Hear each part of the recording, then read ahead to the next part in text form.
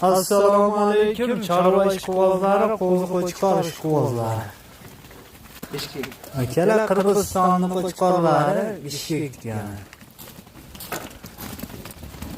Bugun hafta kuniga chorshanba 17-dekabr. Qo'chqorlarimiz narxlari yengil, sifatli qo'chqorlarimiz keldi. Hozir Namangan tumani Tepaqo'rg'on qishlog'ida.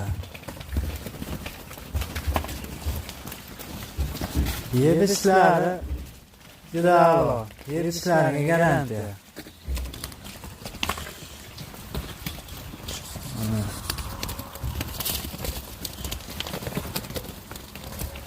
Nomerlarimizni yozib qoldiramiz, aloqaga chiqaverasizlar.